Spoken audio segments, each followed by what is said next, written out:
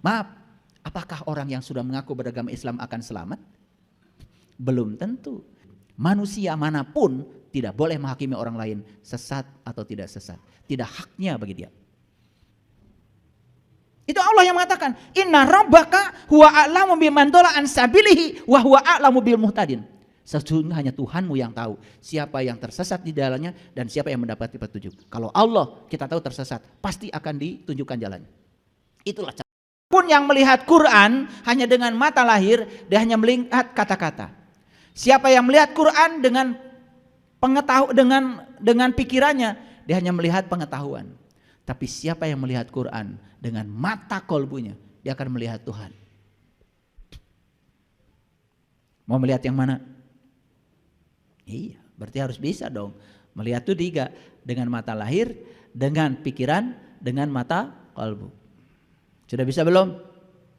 Nah makanya selama ini Quran hanya bersifat kata-kata atau pengetahuan, tidak bisa melihat yang dibaliknya. Nah itulah, nggak apa-apa ya. Kita baru memulai ya, teruskan dulu. Tolong perhatikan kalimat ini, karena kalimat ini sudah mengalami pendangkalan yang luar biasa. Kullu nafsin zaikatul maut. Sering dengar? Kapan? Biasanya kalau orang meninggal, mau disolatkan di masjid, pasti ayatnya ini. Kullu nafsin zaikatul maut. Apa artinya katanya? Setiap yang hidup pasti mati. Betul kalimat itu. Kalau yang hidup pasti mati nggak usah ada ayat. Karena setiap yang hidup ya pasti mati. Karena tidak ada yang abadi. Karena Allah sudah bilang, kullu syai'in halikun illa wajhahu. Kan semua itu pasti akan musnah kecuali satu, wajahnya. Kalau setiap yang hidup pasti mati, gak perlu ada ayat. Itu ayat menjadi sia-sia. Sekarang saya kasih makna sedikit. Kullu nafsin zaikatul maut, artinya setiap yang bernyawa harus merasakan rasanya mati. Beda? Ulangi. Setiap yang bernyawa harus merasakan rasanya mati. Jadi merasakan rasanya mati itu pada saat bernyawa atau sesudah tidak bernyawa? Kalau begitu ganti pertanyaannya. Merasakan mati itu setelah mati atau pada saat masih hidup? Ah, udah mulai waras. Udah mulai waras nih, Saya seneng. Karena orang yang sudah mati itu tidak merasakan rasanya mati. Coba tanya orang mati, gimana rasanya mati? Ah, ini udah mulai waras. Ya, memang kadang-kadang ketika kita waras itu malah disalahkan orang yang nggak waras. Gak apa-apa kalau disalahkan sampai yang nggak waras. Ulangi. Setiap yang bernyawa harus merasakan rasanya mati. Jadi merasakan mati pada saat masih hidup atau setelah mati? Pada saat masih hidup. Ada perintahnya? Ada. Nabi Muhammad bilang, mut anta qabla mut. Belajar mati sebelum kamu mati. Belajar mati selagi hidup. Dirubah bahasanya oleh leluhur kita di tanah Jawa. Jadi apa? Mati sajroning urip. Jadi mati sajroning urip itu ini. Kullu nafsin zaikatul maut. Yang didangkalkan selama ini. Karena apa? Gak mau mikir. Setiap yang hidup pasti mati. Gak perlu ada ayat. Udah otomatis kok. Karena tidak mungkin sekelas Allah mengirim surat kepada kita gak ada pesan. Bukankah ini surat? Surat itu udah ada pesan loh. Nah pesannya kita tangkap. Yuk sekarang. Setiap yang bernyawa harus merasakan rasanya mati. Jadi merasakan rasanya mati ketika hidup atau setelah mati? Kata Nabi, mut anta qabla mut. Oke? Kata leluhur kita, mati sajroning urip. Leluhur kita di Jawa Barat bikin lagi pernyataan yang berbeda. Sing bisa nganjang kapageto. Esensinya sama? Sama. Ini belajar universal, belajar komprehensif, supaya pemahamannya kompre, tidak parsial, sehingga sudut pandang kita jadi luas. Lanjut.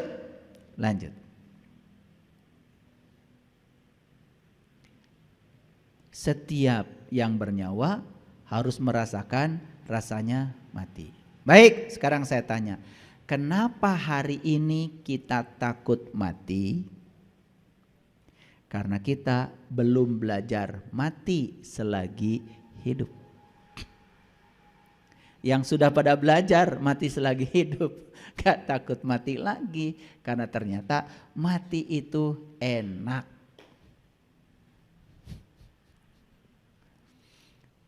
Kenapa kita tidak rindu mati? Karena kita belum merasakan enaknya. Sesuatu yang belum terasa enaknya jelas tidak dirindukan.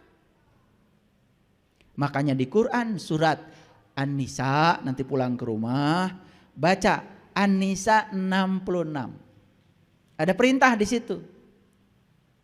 Perintahnya gini, bunuhlah dirimu dan keluarlah dari kampungmu. Dan yang melaksanakan pelajaran ini hanya sebagian kecil saja dari dirimu. Dan jika mereka melaksanakan pelajaran ini, maka mereka akan menjadi kuat imannya. Jelas, bunuh diri yang dimaksud di sini bukan bunuh diri minum baygon, bukan putus asa dengan kehidupan kemudian mengakhiri kehidupan. Bukan, gak mungkin ada perintah dari Allah yang kemudian menyakiti kita. Tidak. Jadi bunuhlah dirimu itu sebetulnya lebih mengacu kepada perintah belajar mati selagi hidup. Oke, pernah lihat orang mati? Sering kan? Pernah ditanya enggak? Mau sabunnya apa? Tanya. Mau kain kapannya merek apa? Mau dikuburnya di mana? Minyak wanginya Hermes atau minyak duyung? Ditanya enggak? Pernah tanya? Belajar dari orang mati itu yang paling penting adalah lihat cara orang mati berserah diri total. Tidak ada perlawanan lagi. Seperti itu harusnya kita kepada Allah. Karena yang punya rencana hebat tentang kehidupan kita bukan kita, Allah. Harusnya kita total pasrah kepada Allah. Orang yang sudah total pasrah kepada Allah disebut muslim. Muslim itu dari kata dasar Islam. Islam itu artinya adalah pasrah. Jadi muslim adalah orang yang sudah total pasrah kepada Allah, persis seperti orang mati. Makanya ya ayyuhalladzina amanu taqullaha haqqa tuqatih la tamutunna illa wa antum muslimun. Janganlah kamu mati sebelum kamu menjadi orang yang berserah diri. Didangkalkan, janganlah kau mati kecuali sudah beragama Islam. Maaf, apakah orang yang sudah mengaku beragama Islam akan selamat? Belum tentu. Syarat mati itu harus menjadi seorang muslim. Dan muslim itu bukan orang yang mengaku, tetapi yang sudah benar-benar seperti orang mati. Paham sampai sini? Paham sampai di sini? Oke. Agak di-upgrade sedikit ya pengetahuannya. Karena kalau kita cuma itu aja ngajinya, bosen. Quran itu ada leveling, ya. Dibuka ini nanti buka lagi, dibuka ini buka lagi. Karena apa? Begitu kesadaran kita berbeda, Quran akan mengajarkan pengetahuan yang berbeda di tingkat kesadaran yang berbeda. Itu hebatnya Quran. Makanya tidak bisa dimonopoli, tidak bisa dimonopoli oleh si A, si B, enggak. Allah tanpa batas, pengetahuannya tanpa batas. Oleh karena itu tidak bisa dibatasi oleh siapapun. Makanya Allah mengatakan inna rabbaka huwa a'lamu biman dhalla an sabilihi wa huwa a'lamu bil muhtadin. Hanya Tuhanmu yang tahu siapa yang tersesat di jalannya dan siapa yang mendapatkan petunjuk. Manusia manapun tidak boleh menghakimi orang lain sesat atau tidak sesat. Tidak haknya bagi dia. Itu Allah yang mengatakan inna rabbaka huwa a'lamu biman dhalla an sabilihi wa huwa a'lamu bil muhtadin. Sesungguhnya hanya Tuhanmu yang tahu siapa yang tersesat di dalamnya dan siapa yang mendapat petunjuk. Kalau Allah kita tahu tersesat, pasti akan ditunjukkan jalannya. Itulah cara Allah, hebat. Begitu kamu melekat pada harta, langsung sama Allah diambil hartanya. Betul?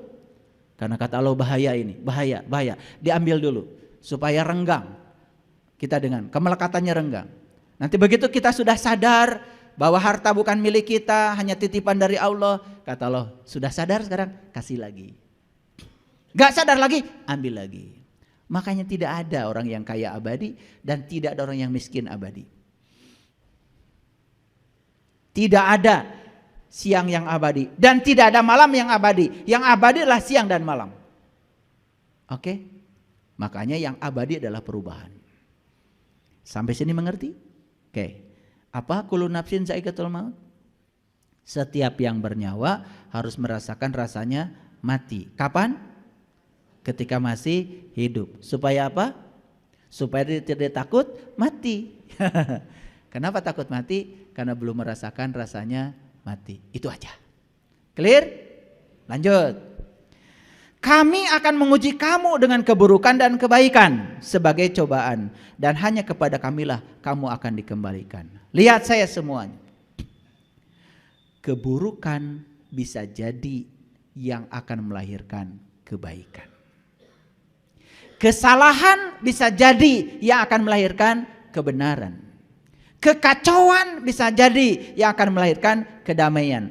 Jadi keburukan dan kebaikan mulai sekarang tidak usah dibenturkan. Itu hanya suatu proses perjalanan. Pernah dengar ada orang menjadi ulama, menjadi kiai gara-gara dia harus pesantren di penjara? Pernah dengar? Pernah dengar? Jadi apa kabar? Tidak usah dijustifikasi. Karena justru yang melahirkan dia menjadi baik kan pernah dia melakukan keburukan. Jadi kebaikan dan keburukan di ayat ini dikatakan jangan kamu duelkan. Jangan kamu tandingkan. Karena kebaikan dan keburukan dua-duanya mengajarkan pelajaran yang sama. Ketika melakukan keburukan, ini loh akibatnya. Ketika melakukan kebaikan, ini loh akibatnya. Dari akibat itulah kita mendapatkan pelajaran. Jadi mulai sekarang stop usil pada orang lain yang disebut buruk oleh pikiran kita. Karena baik dan buruk adalah penilaian pikiran. Ulangi, baik dan buruk adalah penilaian pikiran. Bahkan sesuatu disebut baik oleh si A, bisa saja disebut buruk oleh si B. Tergantung si penilainya siapa. Betul? Oleh itu, baik dan buruk hasil penilaian pikiran. Oke? Jadi, jangan menilai peristiwa dengan baik dan buruk. Karena setiap peristiwa itu terjadi, ada alasan terjadinya. Ada pesan di belakangnya. Lihat saya semuanya. Gunung meletus baik apa buruk? Baik apa buruk? Tidak baik, tidak buruk. Baru aja diajarkan masih salah.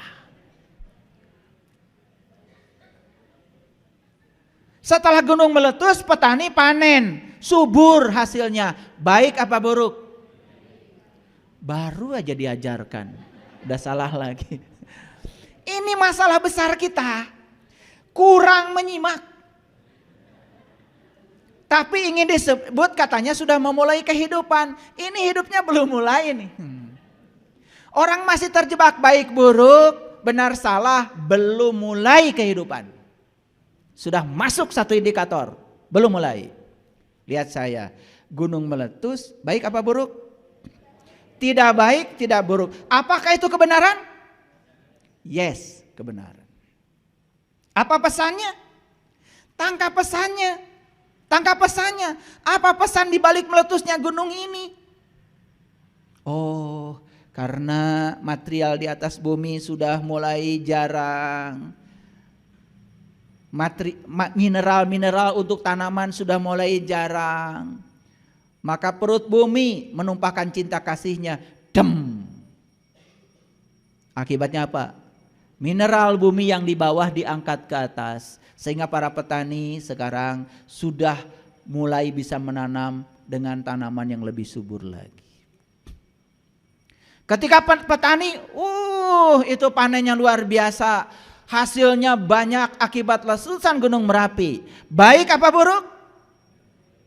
Tidak baik, tidak buruk. Karena baik dan buruk penilaian manusia.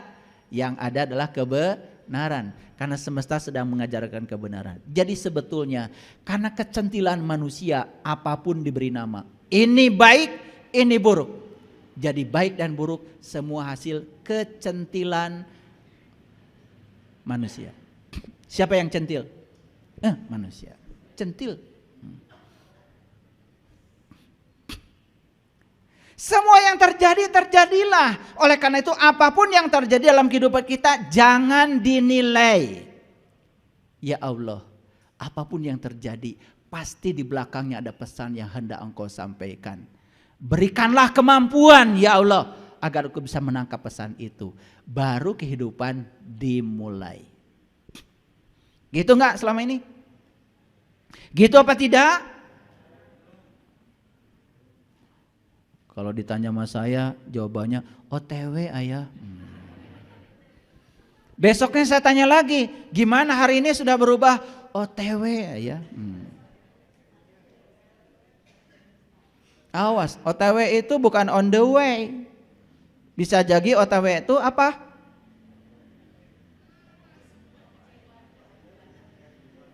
Ya? Tungguan wae. Oke, lanjut dulu. Pelan-pelan ya. Di Quran surat Ali Imran ayat yang ketiga, Allah menyatakan lagi ayat yang 185. Surat ketiga ayat 185. Perhatikan saya.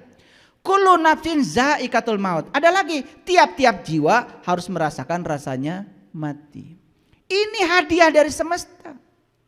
Makanya para nabi, para rasul itu sebetulnya diutus ke semesta ini untuk mengajarkan ilmu ini. Supaya manusia bebas dari rasa takut akan kematian. Paham? Oke. Kemudian Allah mengatakan dan sungguh akan ditunaikan pahalamu pada hari kebangkitan. Kapan hari kebangkitan? Hari saat kita dibangkitkan dari kematian. Kapan itu? Saat kita merasakan mati selagi hidup. Disitulah kita akan merasakan kebangkitan kesadaran. Di situ kita akan merasakan kebangkitan kesadaran. Karena kalau kita bicara hari kebangkitan selalu saja nanti. Belum tentu kebahagiaan. Hari kebangkitan itu adalah sekarang. Kita mau bangkit atau tidak. Terserah kita sekarang. Mau bangkit apa tidak? Bangkit dari apa? Bangkit dari ketidaksadaran agar kehidupan bisa dimulai.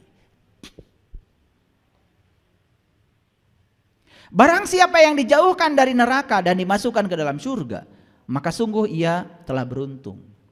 Kehidupan dunia itu tiada lain hanyalah kesenangan yang memberdayakan. Lihat saya. Ketika kita dijauhkan dari neraka, berarti kita didekatkan pada surga. Kapan seseorang itu bisa dijauhkan dari neraka? Lihat saya semuanya. Neraka itu terjadi karena kesadaran kita rendah. Surga itu terjadi ketika kesadaran kita sudah tinggi. Saya kasih contoh. Ada orang memfitnah kita. Kita mau lihat orang itu sebagai musuh atau melihat orang sebagai guru? Benar aja. Yang benar. Orang menjatuhkan nama baik kita. Memfitnah kita. Orang ini mau dipandang oleh kita sebagai musuh atau sebagai guru, terserah kita memandangnya. Begitu dianggap musuh, berarti kita akan melawan dia sebagai musuh. Dan kita akan bertempur dengan dia habis-habisan. Apa yang terjadi? Kita bikin masalah baru. Makanya ada orang yang benci pada orang lain, kemudian dia menumpahkan kebenciannya, kemudian dia akibat menumpahkan kebenciannya, dia urusan hukum. Bikin masalah baru. Tapi kalau kita pandang dia sebagai guru, terserah kita. Oh, ini guru kesabaran saya. Dia diharikan semesta untuk membuat saya tambah bijaksana, tambah sabar. Saya maafkan. Karena dia sesungguhnya tidak memfitnah saya. Dia merendahkan dirinya sendiri. Saya tidak akan pernah bisa jatuh di fitnah siapapun selama saya berbuat baik. Bagusan mana? Menganggap musuh atau menganggap guru? Sudah gitu kalian. Berarti belum mulai hidupnya. Belum dimulai.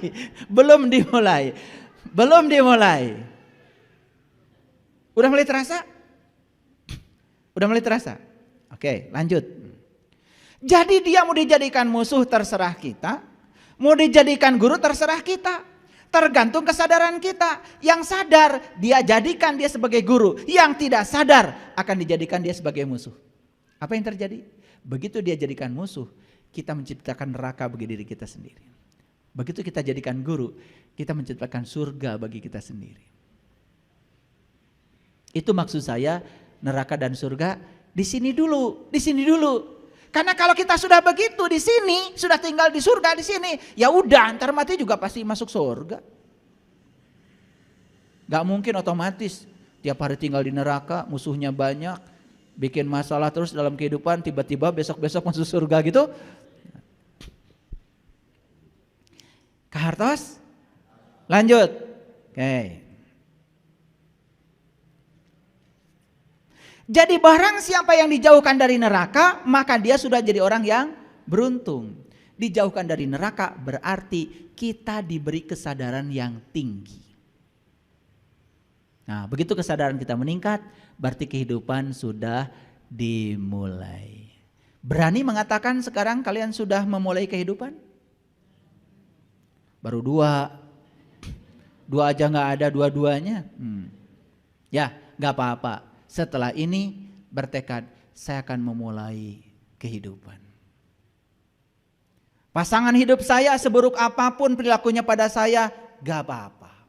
Karena dia dijodohkan dengan saya, dihadirkan oleh Allah kepada saya, dia akan dijadikan guru bagi saya, guru kesabaran saya. Pulang dari kajian ini langsung sungkem. Terima kasih guruku. Atau langsung nyanyi. Terima kasihku ku ucapkan pada guruku tersayang. Dipeluk. Saya baru sadar ternyata kamu itu makhluk yang paling luar biasa di semesta ini. Ternyata kamu ini makhluk yang tidak ada duanya, satu-satunya kamu. Ternyata kamu tuh makhluk yang paling unik, yang diutus ke semesta untuk meningkatkan kehebatan saya. Selesai kita dari urusan neraka, masuk ke dalam surga. Itulah selama ini kebodohan kita. Karena di sini ada baik, buruk. Lihat semuanya sebagai kebenaran. Selesaikan pikiran kita dari penilaian baik dan buruk. Semuanya baik-baik saja.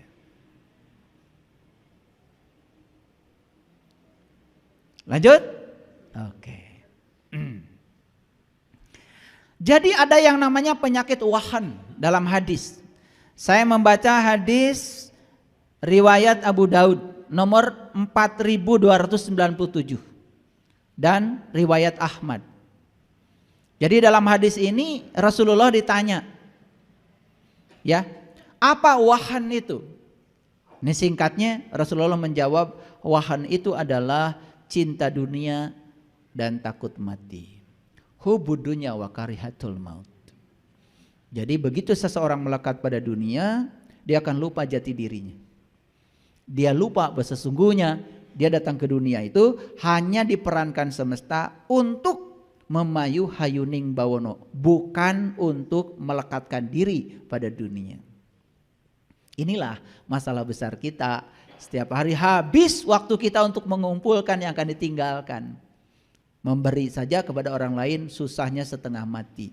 Karena tidak sadar kalau memberi itu bukan memberi siapapun.